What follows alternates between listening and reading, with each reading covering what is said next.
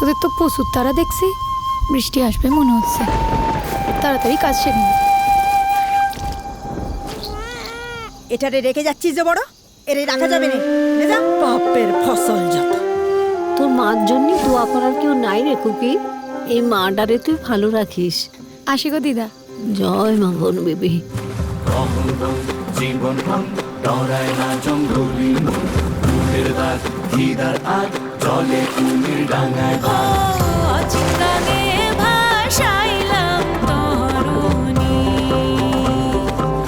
বনবিভীমা সহায় আমার।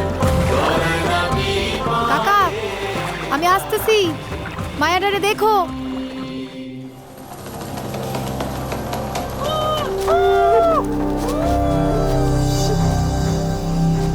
এত কাছেই পেয়ে গেলাম আজ মৌসাক।